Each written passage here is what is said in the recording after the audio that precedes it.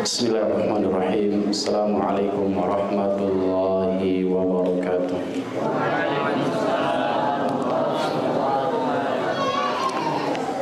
Alhamdulillahirabbil alamin, wassalatu wassalamu ala nabiyyina Muhammadin wa ala alihi wa sahbihi ajma'in. Asyhadu an la ilaha illallah wahdahu la syarika lah wa asyhadu anna Muhammadan abduhu wa rasuluhu la nabiyya ba'dah. Allahumma salli wa sallim wa zid wa barik wa an'im ala abdika wa rasulika Muhammad ibn Abdillah alaihi afdalus salatu wa atammut taslimat wassalatu wassalamu ala alihi wa sahbihi ajma'in. Yaqulu Allahu azza wa jalla ya ayyuhalladzina amanu taqullaha haqqa tuqatih wa la tamutunna illa wa antum muslimun. Ya ayyuhan nasu taqu rabbakumul ladzi khalaqakum min nafsin wahidah wa khalaqa minha zawjaha wa bassa minhuma rijalan katsiran wa nisaa wattaqullaha alladzi tasaaluna bihi wal arham innallaha kana 'alaikum raqiba. Ya ayyuhalladzina amanu taqullaha wa qulu qawlan sadida yuslih lakum a'malakum wa yaghfir lakum dhunubakum wa man yuti'illaha wa rasulahu faqad faza fawzan 'azima. Amma ba'du. Para jamaah, para tamu undangan, para wali santri dan juga para santri beserta santriwati pesantren Alam Bukit Al-Aqsa rahimani wa rahimakumullah. Kita memperbanyak syukur kepada Allah Subhanahu wa taala atas segala nikmat yang telah diberikan oleh Allah Subhanahu wa taala sehingga pada hari ini kita bisa berkumpul di tempat yang mulia ini, di tempat yang semoga Allah Azza wa Jalla menjadikan majelis kita sebagaimana yang dikatakan oleh Nabi sallallahu alaihi wasallam, wa majtama'a qaumun fi baitin min buyutillah yatluna kitaballah wa yatadarasunahu bainahum illa nazalat alaihimus sakinah wa ghasyiyatuhumur rahmah wa hafathumul malaikah wa dzakarahumullahu fiman 'indah. Semoga majelis kita menjadi seperti apa yang dikatakan oleh Nabi sallallahu alaihi wasallam, yang beliau sallallahu alaihi wasallam bersabda, tidaklah berkumpul satu kaum di rumah-rumah Allah Subhanahu wa taala, di masjid-masjid Allah Subhanahu wa taala, yang mereka membaca Al-Qur'an dan saling mengajar satu dengan yang lainnya, kecuali dia akan mendapatkan 4 keutamaan. Yang pertama, ya, akan turun ketenangan. Allah Subhanahu wa taala akan berikan kepada kita ketenangan barang siapa yang berkumpul di masjid-masjid Allah Subhanahu wa taala. Sehingga pada hari ini barangkali nggak ada yang mikir cicilan ya Pak ya. Ada yang mikir cicilan di belakang? Nggak ada ya. Tenang kita semuanya kalau masuk masjid Pak. Apalagi kita berwudu ya, kemudian masuk ke dalam masjid-masjid Allah Subhanahu wa taala, nggak akan dikejar-kejar apa namanya yang suka ngejar-ngejar itu Pak. Debt collector, nggak ada orang ngejar ke masjid. Ya. Kalau kita sedang gundah dan gulana di luar, datang ke masjid. Dahulu Ali bin Abi Thalib radhiyallahu taala anhu ketika berantem sama istrinya Fatimah radhiyallahu taala anha, putri Nabi sallallahu alaihi wasallam, berantem. Kemudian Ali pergi dicari sama Nabi sallallahu alaihi wasallam, mana suamimu, kata Nabi sallallahu alaihi wasallam. Kemudian Fatimah mengatakan, saya nggak tahu, tadi kita berantem, cekcok, kemudian pergi. Kemudian Nabi sallallahu alaihi wasallam nyarinya kemana? Langsung dicari ke masjid. Ternyata sedang tidur di masjid. Ya, jadi kalau lagi ada masalah datangnya tuh ke masjid, bukan ke kafe-kafe. Ya, bukan ke tempat bioskop ataupun yang misalnya. Kalau ke tempat bioskop ataupun yang semisalnya, setannya makin banyak di sana, Pak. Ya, godaannya makin banyak dan seterusnya. Tapi kalau kita ke masjid-masjid Allah Subhanahu wa taala, yang ada adalah ketenangan dan juga kita akan diliputi oleh kasih sayang. Semakin kita ketemu, apalagi kita bertegur sapa, ya, saling salam satu dengan yang lainnya, saling senyum satu dengan yang lainnya. Yang bahkan senyum itu kata Nabi sallallahu alaihi wasallam, tabassumuka fi wajhi akhika sadaqah. Engkau senyum kepada saudaramu itu adalah sedekah. Kalian saling salam satu dengan yang lainnya semakin menumbuhkan kecintaan. Di masjid kita temukan seperti itu. Ya, di masjid akan kita ketemukan yang namanya saudara yang sebenarnya, saudara fillah atau saudara karena Allah Subhanahu wa taala. Dan juga kata Nabi sallallahu alaihi wasallam, orang yang akan datang ke majelis-majelis ilmu di masjid-masjid Allah Subhanahu wa taala akan dinaungi oleh para malaikat. Tentunya kita nggak lihat seperti apa naungannya, ya. Seperti apakah panas kemudian nggak jadi panas, seperti apa kita nggak tahu. Yang jelas Nabi SAW mengatakan bahwasanya kita dinaungi oleh para malaikat. Kemudian yang keempat kata Nabi SAW, ini adalah yang tak kalah pentingnya. Kata Allah Subhanahu wa ta'ala, kata Nabi SAW, wa dzakarahumullahu fi man 'inda. Allah Azza wa Jalla akan menyebut-nyebut di depan para malaikat. Bayangkan Pak, ya. Kita disebut namanya oleh Pak RW saja tadi, rasanya udah kayak, oh, saya siapa ini gitu ya. Apalagi disebut oleh nanti lebih tinggi lagi, Pak Lurah disebut namanya, disebut namanya oleh Pak Bupati, disebut namanya mungkin oleh Presiden misalkan. Ada sesuatu hal yang berbeda. Apalagi akan disebut oleh rajanya para raja. Ya, rajanya bahkan penciptanya para raja yang berkuasa di muka bumi ini, yaitu Allah Subhanahu wa taala, akan menyebut-nyebut nama kita di hadapan para malaikatnya. Bayangkan betapa mulianya orang-orang yang berkumpul di masjid-masjid Allah Subhanahu wa taala. Semoga majelis kita menjadi majelis yang disebutkan oleh Nabi sallallahu alaihi wasallam tersebut. Kemudian salawat dan salam adalah kita senantiasa kirimkan kepada Nabi kita sallallahu alaihi wasallam. Ya, kita memperbanyak salawat dan memperbanyak mengirimkan salam kepada Nabi sallallahu alaihi wasallam sebagai bukti iman dan cinta kita kepada beliau sallallahu alaihi wa ala alihi wasallam. Para jamaah, ibu-ibu dan bapak-bapak yang dimuliakan oleh Allah Subhanahu wa taala. Hidup ini adalah seperti sebuah perlombaan. Ya, kita semuanya berlomba ingin menuju satu tujuan yang sama. Ya, tujuan kita hanya satu. Tidak ada tujuannya yang keduanya, karena nanti pilihannya cuma dua, apakah surga ataukah neraka. Tentunya kita semuanya harus tujuannya satu, yaitu surganya Allah Subhanahu wa ta'ala. Sehingga kehidupan ini tak ubahnya seperti sebuah perlombaan. Siapa yang lebih cepat, siapa yang lebih kuat ibadahnya, siapa yang lebih kuat sedekahnya, siapa yang berlari lebih cepat untuk meraih apa yang dijanjikan oleh Allah Subhanahu wa taala. Dalam urusan dunia, Allah Subhanahu wa taala menyuruh kita biasa-biasa saja. Ya, tidak disuruh untuk sikut kanan ataupun sikut kiri. Tidak disuruh untuk injak bawah kemudian dorong yang atas. Allah Subhanahu wa taala menyebutkan dalam surah Al-Jumu'ah ayat yang ke-10. Allah Subhanahu wa taala berfirman, "Fa idza qudiyatis shalah fantashiru fil ardi wabtagu min fadlillah wadhkurullaha katsiran la'allakum tuflihun." Kata Allah Subhanahu wa taala, kalau kalian sudah menegakkan salat Jumat yang disebutkan, kemudian apa yang dilakukan kalau kita sudah ibadah? Fantashiru fil ard, bertebaranlah kalian di muka bumi ini. Tujuannya apa? Wabtagu min fadlillah, carilah karunia Allah Subhanahu wa taala. Carilah rezeki-rezeki Allah Subhanahu wa taala. Yang tadinya jualan habis salat silahkan jualan. Yang tadinya sedang menjadi karyawan, silahkan setelah sholat kembali lagi bekerja. Yang tadinya menjadi pemulung ataupun yang semisalnya setelah sholat silahkan bekerja. Cari karunia Allah Subhanahu wa taala. Akan tapi kata Allah Subhanahu wa taala, bertebaranlah kalian di muka bumi ini.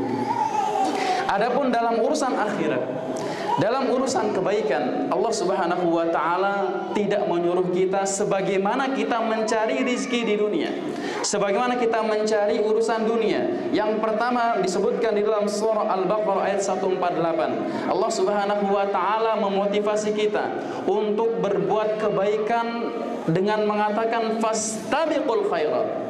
Berlomba-lombalah kalian di dalam kebaikan. Jangan dorong-dorongan, udah kamu aja yang sedekah lebih banyak, silakan. Kamu aja lah yang sholat, saya biasa-biasa aja. Jangan. Di dalam kebaikan kita harus memiliki rasa perlombaan. Harus berlomba-lomba siapa yang terbaik di antara kita. Sehingga di antara hasad yang dalam tanda kutip disebut sebagai ghibthah.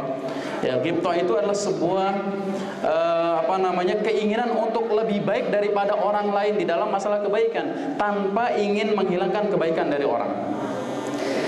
Di dalam masalah kebaikan kita disuruh untuk memiliki sifat tersebut. Jangan sampai kita dalam urusan akhirat seperti mencari dunia yang biasa-biasa saja. Dalam urusan akhirat nggak boleh seperti itu. Nggak boleh biasa-biasa saja. Biasa meninggalkan sholat maksudnya. Biasa nggak puasa. Biasa lewat di tengah jalan ada warteg buka belok kiri. Nggak boleh seperti itu dalam masalah apa? Dalam masalah urusan akhirat. Bahkan di dalam ayat yang lain dalam surah Ali Imran, ayat yang ke-133, Allah Subhanahu wa taala mengatakan wasari'u ila maghfiratin min rabbikum, dan bersegeralah kalian menuju ampunan Allah Subhanahu wa taala. Di dalam urusan akhirat, dalam urusan kebaikan, Allah Subhanahu wa taala menyuruh kita bersegera, berlomba-lomba, ya, harus lebih hebat daripada yang lainnya. Kalau bisa orang sedekah 100.000, kita harus 200.000. Kalau bisa orang sholatnya membaca 1 juz misalkan dalam 1 rakaat misalkan, kita harus bisa lebih daripada itu. Motivasinya harus melihat apa? Melihat yang lebih tinggi daripada kita dalam urusan akhirat. Jangan melihat yang di bawahnya. Kalau lihat yang di bawahnya, oh si fulan aja cuma sholat isya aja, saya alhamdulillah sholat witir 3 rakaat. Jadi nggak ada motivasi untuk apa? Untuk lebih baik di dalam masalah urusan akhirat. Jadi motivasi kita di dalam urusan akhirat harus lebih bersemangat dibandingkan dalam urusan dunia. Karena urusan dunia, bapak-bapak dan ibu-ibu yang dirahmati oleh Allah Subhanahu wa taala, semuanya sudah dijamin oleh Allah Subhanahu wa taala. Selama kita masih hidup, selama kita masih ada di muka bumi ini, rizki kita pasti masih ada. Ya, jangankan kita sebagai manusia, hewan saja dijamin rezekinya oleh Allah Subhanahu wa taala. Hewan yang enggak punya otak, hewan yang enggak pernah sujud kepada Allah Subhanahu wa taala, hewan yang enggak pernah mengagungkan, enggak pernah berdoa kepada Allah Subhanahu wa taala. Ya, begitu pula orang-orang yang tidak beribadah kepada Allah Subhanahu wa taala berupa orang-orang yang non muslim, orang-orang kafir. Mereka pun diberikan rizki oleh Allah Subhanahu wa taala, dijamin rizkinya oleh Allah Subhanahu wa taala. Bahkan betapa banyak orang-orang yang bukan Islam, mereka kaya raya. Ya, hartanya nggak habis-habis. Kalau bahasa lainnya, hartanya tuh nggak berseri. Bangun rumah ini, nanti bangun apartemen ini, beli mobil ini, punya perusahaan ini. Padahal mereka tidak beriman kepada Allah Subhanahu wa taala. Akan tapi kita tidak boleh heran, karena Nabi kita sallallahu alaihi wasallam mengatakan ad-dunya sijnul mu'min wa jannatul kafir. Dunia ini adalah penjara bagi orang-orang yang beriman dan surga bagi orang-orang kafir. Bagaimana kondisi penjara? Tentunya ada batasan-batasan, sehingga seorang muslim itu dia nggak bebas melakukan apa saja yang dia mau. Kita nggak bisa melakukan apa saja yang kita inginkan. Kita punya duit, bebas beli apa saja, ada aturannya. Kita punya radio, misalkan dulu masih booming radio, nggak bisa kita bunyikan sekeras-kerasnya, ada aturannya. Adapun orang-orang yang tidak beriman kepada Allah Subhanahu wa taala, maka dia diberikan harta, dia diberikan jabatan, dia diberikan segala hal yang membuat dia senang di dunia ini, karena nanti di akhirat dia tidak mendapatkan surganya Allah Subhanahu wa taala. Oleh karena para jamaah yang dimuliakan oleh Allah Subhanahu wa taala, dan khususnya di bulan Ramadan.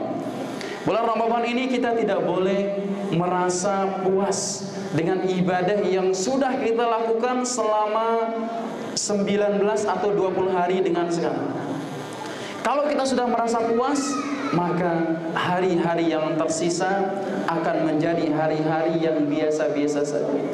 Kalau kita ingat, kalau kita kembali bagaimana kondisi kita di awal-awal Ramadan, mungkin kita masih sangat bersemangat untuk beribadah kepada Allah Subhanahu wa taala di awal Ramadan. bagaimana kondisi kita di pertengahan Ramadan, bagaimana kondisi kita di akhir, di garis finish Ramadan. Ini juga sangat menentukan para jamaah yang dimuliakan oleh Allah Subhanahu wa taala. Karena realita kita lihat di mana-mana, masjid-masjid Allah Subhanahu wa taala di awal Ramadan jamaahnya penuh. Ya, di pertengahan Ramadan jamaahnya maju ke depan, maksudnya semakin berkurang. Ya, di akhir Ramadan pun nanti cobaannya lebih banyak lagi. Ada yang pergi mudik, ya. Ada juga yang berburu kuliner, mau menyiapkan untuk hari Idul Adha, Idul Fitri. Ada yang berburu pakaian, ada yang berburu pernak-pernik segala macam, sehingga terlupakan dari hal yang sangat penting di ujung-ujung Ramadan. Ramadan ini ujungnya adalah para jamaah yang dimuliakan oleh Allah Subhanahu wa taala. Semua kita menginginkan mendapatkan ampunan Allah Subhanahu wa taala. Semua kita menginginkan surganya Allah Subhanahu wa taala. Sehingga dalam Ramadan ini kata Nabi sallallahu alaihi wasallam, "Man shoma Ramadhana imanan wa ihtisaban ghufira lahu ma taqaddama min dhanbi." Siapa saja yang berpuasa di bulan Ramadan dengan penuh keimanan dan mengharapkan pahala dari Allah Subhanahu wa taala, Allah akan mengampuni dosa-dosanya yang telah lalu. Ini semua kita mengharapkan ampunan. Semua kita mengharapkan mendapatkan ampunan dari Allah Subhanahu wa taala. Karena orang-orang yang ampunan di bulan Ramadan adalah termasuk orang-orang yang rugi. Ya, orang-orang yang merugi di bulan Ramadan. Kata Nabi kita sallallahu alaihi wasallam, sebagaimana yang dikatakan oleh malaikat Jibril alaihissalam ketika datang kepada Nabi sallallahu alaihi wasallam dengan mengatakan, "Raghima anfu rajulin dakhala alaihi Ramadan thumma salakha falam yughfar lah." Sungguh sangat merugi orang-orang yang mendapati Ramadan, kemudian Ramadan itu berlalu begitu saja, kemudian dia tidak mendapatkan ampunan dari Allah Subhanahu wa taala. Padahal bulan Ramadan adalah bulan di mana orang panen ampunan Allah. Di bulan Ramadan orang panen kesempatan untuk masuk surganya Allah Subhanahu wa taala. Karena di bulan Ramadan Allah Subhanahu wa taala melipat gandakan berbagai macam ibadah di bulan Ramadan yang tidak dilipat gandakan di luar Ramadan. Al-Qur'an diganjar oleh Allah Subhanahu wa taala satu hurufnya menjadi 10 kebaikan, sampai 700 kali lipat, bahkan sampai berlipat-lipat yang lebih daripada 700 kali lipat. Kemudian orang-orang yang bersedekah di bulan Ramadan tidak sama dengan di luar Ramadan. Orang-orang yang memberikan makan kepada orang yang di bulan Ramadan yang berpuasa tidak sama dengan orang yang bersedekah memberikan makan kepada orang di luar Ramadan. Sehingga orang-orang yang tidak berkesempatan meraih ampunan Allah Subhanahu wa taala di bulan Ramadan termasuk orang-orang yang merugi. Dan di antara kesempatan yang masih bisa kita raih, yang barangkali 10 atau 20 hari pertama kita masih belum termotivasi untuk semangat beribadah kepada Allah Subhanahu wa taala, masih ada sisa sekitar 9 atau 10 hari lagi, masih ada kesempatan kita untuk mengoptimalkan ibadah di bulan suci Ramadan, yang kesempatan ini mungkin tidak datang 2 kali. Kesempatan seperti sekarang ini mungkin tidak kita dapatkan di bulan-bulan berikutnya atau bahkan di tahun-tahun berikutnya, apalagi kita sudah tiada nanti. Kata Allah Subhanahu wa taala, di antara angan-angan orang yang sudah mati, orang yang sudah meninggal dunia adalah pengen kembali ke dunia, la'alli a'malu salihan fima tarat. Dengan harapan aku bisa mengamalkan ibadah yang dahulu aku tinggalkan. Ada kesempatan untuk ibadah tapi tidak dimanfaatkan. Ada kesempatan untuk beristighfar akan tapi tidak dimanfaatkan. Ada kesempatan untuk berpuasa di bulan Ramadan akan tapi lebih memilih untuk berbuka puasa di siang hari bulan Ramadan tanpa udzur. Bahkan disebutkan oleh Imam Ibnul Jauzi rahimahullahu taala bagaimana mulianya, bagaimana berharganya bulan suci Ramadan. Beliau rahimahullahu taala mengatakan, "Tallah law qila li ahli al-qubur tamannau la tamannau yauman min Ramadan." Al-Imam Ibnul Jauzi rahimahullah ta'ala mengatakan, demi Allah, kalau seandainya dikatakan kepada para penghuni kuburan, kepada orang-orang yang sudah mati itu, kalau seandainya dikatakan kepada mereka, apa yang kalian inginkan, kalian mau apa kira-kira? Maka beliau mengatakan, la tamannau yauman min Ramadan. Niscaya mereka akan berharap berjumpa satu hari di bulan Ramadan. Kita bukan satu hari, ya. Kita bahkan sudah melewati 19 hari, sekarang ke 20 hari. Kita sudah melewati 20 hari, bukan satu hari yang diharapkan oleh orang yang sudah meninggal dunia. Karena satu hari di bulan Ramadan sangatlah berharga. Satu hari di bulan Ramadan kita bisa beribadah berbagai macam ibadah. Kita bisa berinfak, kita bisa berpuasa di siang harinya, kita bisa sholat tarawih di malam harinya, kita bisa memberi makan kepada orang yang berpuasa, kita bisa membayar zakat di bulan Ramadan, kita bisa melakukan banyak hal di bulan Ramadan, kita bisa membaca Al-Quran yang keutamanya tadi kita sampaikan akan dilipat gandakan oleh Allah Subhanahu wa ta'ala. Kita bisa berpuasa yang diganjar langsung oleh Allah Subhanahu wa ta'ala, yang mengatakan kullu amal ibni adam lahu illa siyam fa innahu li wa ana azibi. Semua amalan anak Adam untuknya kecuali puasa, kata Allah Subhanahu wa ta'ala dalam hadits qudsi, puasa itu untukku, aku yang akan balas langsung. Sehingga tidak ada puasa itu balasannya begini dan begini, puasa itu enggak ada ukurannya begini dan begini, akan tapi langsung akan dibalas oleh Allah Subhanahu wa ta'ala. Nah, kesempatan 10 hari terakhir ini para jamaah yang dimuliakan oleh Allah Subhanahu wa ta'ala, kita bisa berburu satu malam. Satu malam ini yang datangnya satu kali dalam satu tahun, tidak ada duanya. Kita tidak akan dapatkan di malam-malam atau di bulan-bulan yang lainnya selama satu tahun. Yang kata Allah Subhanahu wa ta'ala di dalam surah Al-Qadar, Allah Subhanahu wa ta'ala berfirman, inna anzalnahu fi lailatul qadar wa ma adraka ma lailatul qadar, lailatul qadri khairun min alfi syahr. Lailatul Qadar itu adalah malam yang lebih baik daripada 1000 bulan. Seseorang yang beribadah di malam tersebut seolah-olah dia beribadah lebih daripada 1000 bulan. Bukan sama dengan 1000 bulan, Pak, tapi lebih daripada 1000 bulan. Sehingga kalau kita bisa beribadah di sana, mengoptimalkan ibadah di ujung Ramadan ini yang biasanya disebutkan oleh para ulama, bahkan Nabi kita sallallahu alaihi wasallam menyuruh kita untuk mencari Lailatul Qadar itu di 10 malam yang terakhir. Nanti malam mulai start, ya, nanti malam mulai start malam yang ke-21. Semoga kita bisa mengoptimalkan di malam tersebut dan di malam-malam yang berikutnya sampai di ujung Ramadan, sampai di garis finish, Pak. Jangan startnya doang kenceng, pertengahannya kenceng, finishnya lambat, didahului oleh orang nanti yang kencangnya di akhir. Sehingga para jamaah yang dimuliakan oleh Allah Subhanahu wa ta'ala, di malam tersebut juga Nabi kita sallallahu alaihi wasallam mengatakan secara spesifik, beliau sallallahu alaihi wasallam bersabda, man qama lailatal qadri imanan wa ihtisaban ghufira lahu ma taqaddama min dhanbi.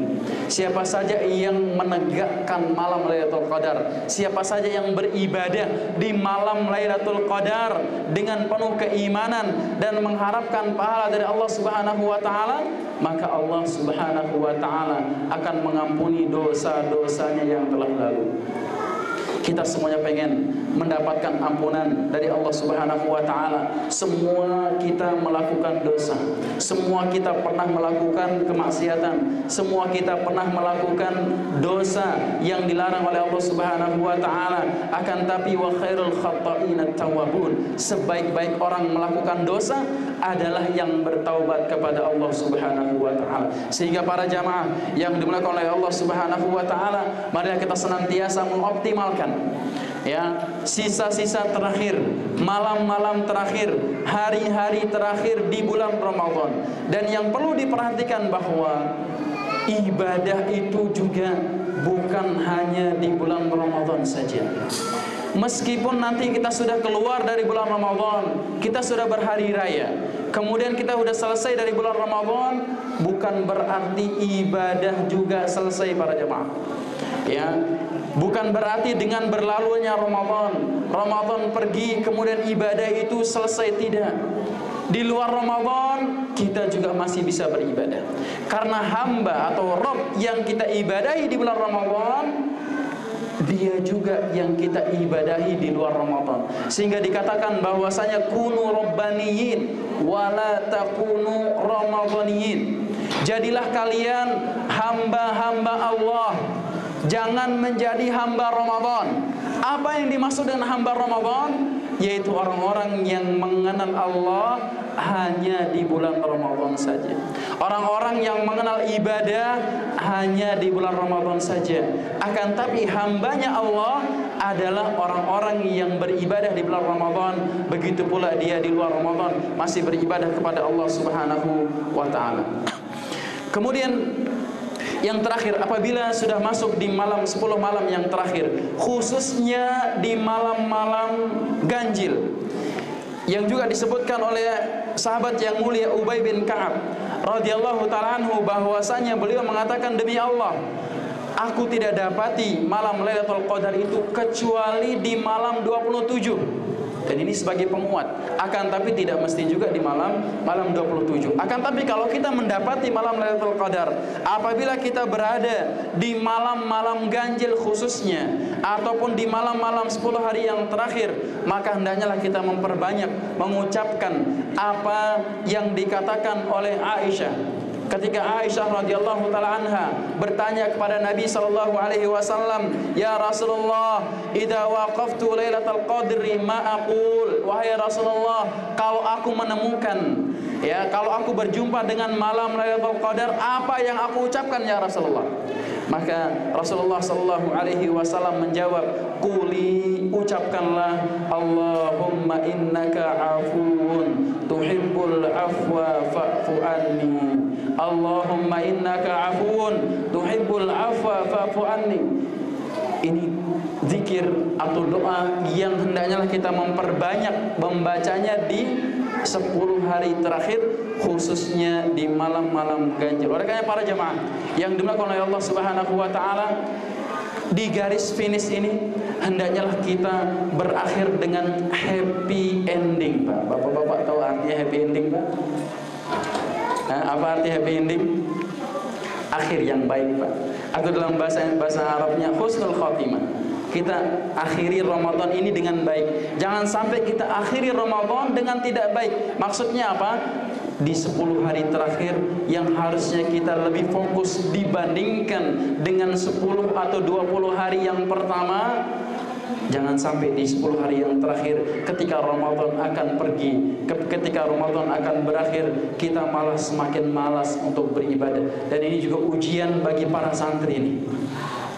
Ujian bagi para santri yang di 10 hari pertama atau 20 hari pertama mungkin ibadahnya jos, karena di bawah pengawasan para musyriknya, di bawah pengawasan para ustadznya, ibadahnya pol. Mungkin ada yang khatam tadi berapa kali? Kemarin yang paling banyak siapa? Ada yang 9 kali, Masya Allah. Ada yang 9 kali khatam di 20 hari yang pertama. Artinya apa? 2 hari sekali khatam. Mudah-mudahan istiqomah nanti di 10 hari terakhir bisa 1 kali khatam mungkin, karena tidak ada gangguan musyriknya. Nanti nggak ada disuruh kerja bakti dulu, nggak ada suruh piket dulu di pondok. Di rumahnya mungkin lebih spesial antum, nggak akan disuruh nyuci piring sama emaknya mungkin, nggak ada disuruh ngepel lantai. Tapi di pondok pembiasaannya harus seperti itu, ada yang piket, ada segala macam. Akan tapi di hari-hari terakhir ini ujian juga bagi para santri. Jangan sampai ketika sampai di rumah ibadahnya malah melempem, kebanyakan tidur. Sahur, habis sahur tidur. Nanti bangunnya udah terbit matahari baru sholat subuh. Alhamdulillah. Ya, ini juga kita tolong titip kepada para wali santri. Ya, jangan biarkan anak-anak kita ya ketinggalan, khususnya ibadah-ibadah yang wajibnya. Terlebih-lebih ibadah-ibadah yang sangat ditekankan di bulan Ramadan, di antaranya adalah tilawatul Quran atau membaca Al-Quran. Dan di antara ibadah yang sangat spesial di bulan Ramadan yang jangan sampai kita tinggalkan adalah hendaknya lah kita tidak meninggalkan berdoa. Perhatikan, ya, hendaknya kita di bulan Ramadan tidak meninggalkan berdoa kepada Allah Subhanahu wa taala, karena saking spesialnya berdoa khususnya di bulan Ramadan, Allah Subhanahu wa taala sisipkan di antara perintah untuk beribadah di bulan Ramadan.